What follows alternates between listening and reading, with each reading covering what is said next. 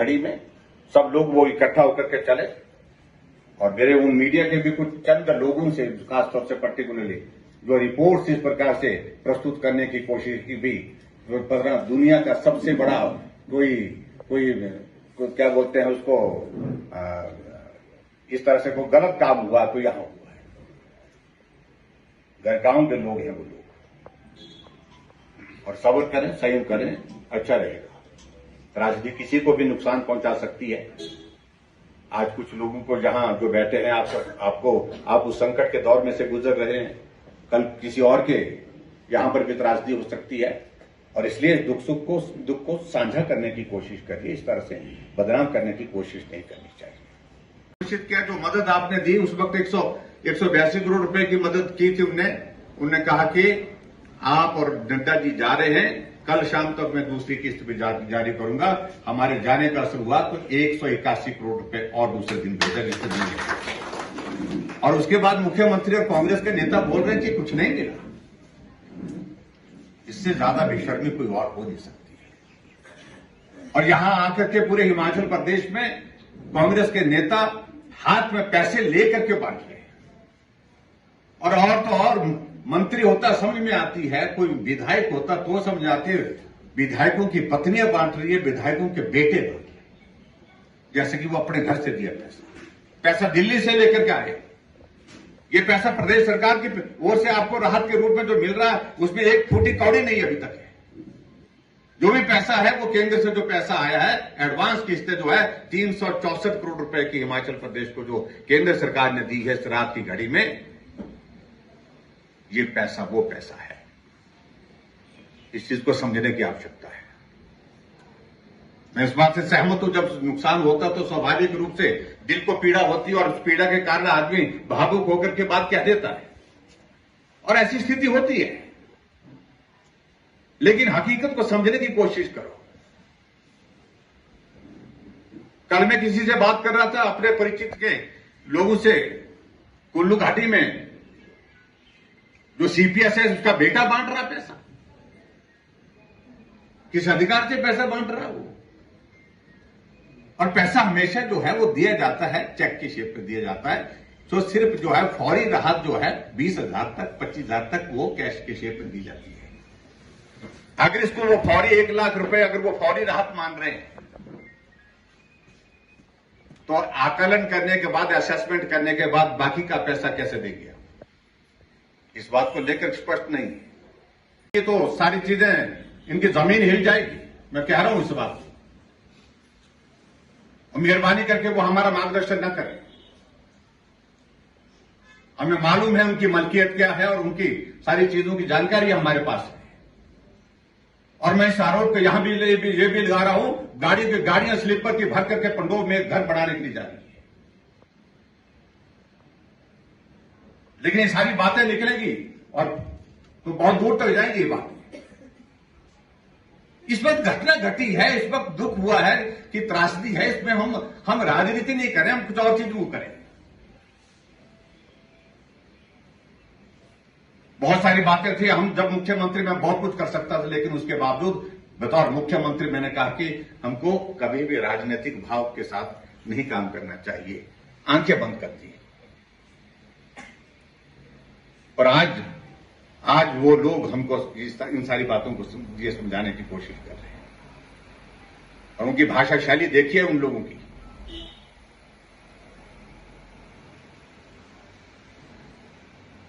इसलिए मैं कह रहा हूं कि थोड़ा इस वक्त परीक्षा की घड़ी है। हमको सब्र और संयम के साथ काम करना है। जो सामान यहां थुनार के लिए भेजा, पूरे इस राज्य में उन्होंने जो है वो शक्ति के माध्यम से वो उसको बांट दिया। 210 यूनिट जो है 210 लोगों को पूरे इस राज्य में बांट दिया। मुझे ये भी बात है कि मैंने कहा था उसके लिए और दूंगा मैं।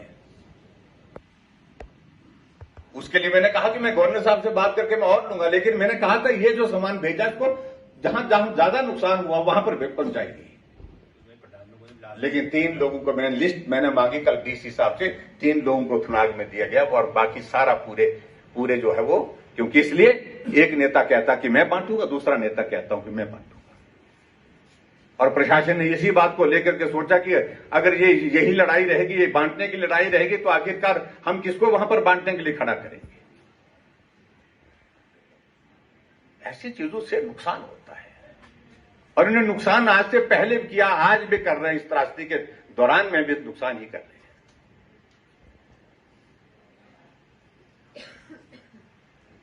हमें इसका रास्ता निकालना, क्योंकि हम सब लोगों को यहां बैठ करके आने वाले समय में ये सारी घटनाओं को रोका कैसे जा सके, इस सारी चीज को कैसे किया जाए।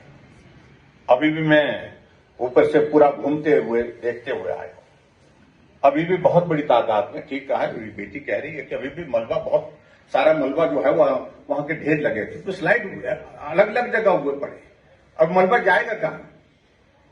वो मलबा आखिरकार ऊपर से उतरेगा तो यही आएगा फिर नुकसान करेगा। मैंने पीडब्ल्यू के अधिकारियों को बोला है, मैंने एक्सिस को बुलाया, मुझे इस बात को लेकर के दुख है, पिछली बार मुझे गुस्सा इस बात को लेकर के भी आया कि यहां 6 दिन के बाद पीडब्ल्यू का एक्शन पहुंचता है, यहां 6 दिन के बाद एसडीएम पहुंचता है, ना एक तहसीलदार यहां पर नहीं है, तहसीलदार यहां पर पोस्टेड नहीं है। इतनी बड़ी घटना, शुक्र है कि जिंदगी मिली। विपक्ष का ये क्षेत्र है, लेकिन इसका मतलब ये नहीं है कि यहां पर इस प्रकार का व्यवहार किया जाए। त्रासदी है तो जिंदगी जिस आदमी के संकट में पड़ी है उसको बचाने की जिम्मेवारी अगर है तो वर्तमान सरकार की है, प्रशासन की है। हमने तो कभी नहीं किया। जो हमारे खिलाफ चुनाव लड़ते थे, चाहे वीरभद्र सिंह का इलाका है, चाहे किसी और का इलाका है, त्रासदी के दौरान प्रशासन को आदेश दिए, जहां नुकसान हुआ इसकी भरपाई, उसके लिए वहां पर लोगों की मदद के लिए खड़े हुए। उस सारी चीज को लेकर आपके इसमें प्लान में क्या है, सोचा है? वैसे मेरी इसकी जनरलाइजेशन जो है वो उसका मेरी चीफ मिनिस्टर मेरी अनाउंसमेंट जनरलाइज करके, मुझे मालूम नहीं कि उसको होता है या नहीं होता, लेकिन अगर आप इसका एस्टिमेशन वगैरह सारा बना करके देते हैं, आप हमें दें और मैं अपनी एमएलए प्रायोरिटी में इसको डालूंगा और एमएलए प्रायोरिटी में इसको जनरलाइजेशन का इसका जो हमारा जो स्कोप निकलता है उस सारी चीज के लिए करेंगे। अभी हम नीचे जो विजिट करके आए उसमें हमने एक चीज देखी कि पीछे से तो विड्थ है लेकिन आगे बिल्कुल नैरो हो, उसी वजह से लेफ्ट को डाइवर्ट होता है और उसी कारण से डाइवर्ट हो जाता है। तो उसको उसके लिए यहाँ सब लोगों से कुछ लोगों से हमारी बात की, सब लोगों का कहना है कि आगे से उसको जितना उसको खोल सकते हैं, एक मिनट बाद में ले दूंगा शायद 5 मिनट इसको। उसमें इन लोगों ने कहा है कि उसको थोड़ा चौड़ा करने के लिए हम, जैसे ज्ञानी पाल जी है उन्होंने भी बोला और उसके साथ साथ में जो भाग सिंह जी है उन्होंने भी कहा कि हम भी तैयार हो सकते जितना उसको चौड़ा कर सकते हैं। मेजर रीजन तो वो नाला में पानी आता है, बरसात के मौसम में पहले से भी आता था, लेकिन क्या होता था उसका फ्लो जो है वो विदाउट रिस्ट्रिक्शन जो है वो सीधा फ्लो चला जाता था, नेचुरल फ्लो में चला जाता था, क्योंकि आगे से उसका चौड़ा। तो अब उसके लिए जितना स्कोप निकलता है उसको तो वर्कआउट हो। दूसरा एक सुझाव ये भी आ रहा था, जैसे हम लाहौर में देखते हैं कि वहां पर हर साल ब्रिज बनाते हैं, तो जैसे पागल नाड़ा है एग्जाम्पल, वहां हर साल जो है वो पुल लगाए लेकिन बह जाते थे सारे, लेकिन अल्टीमेटली उन्होंने क्या कर दिया, नीचे उसको पक्का कर दिया और उसके बाद उसको छोड़ दिया। जब ऊपर से डेब्रिज आती है, मलबा आता है, पानी आता, तो ऊपर से वो सीधा बिना रुके जो है उससे आगे निकल जाता है, फिर डोजर लगा करके फिर उसको क्लियर कर देते हैं।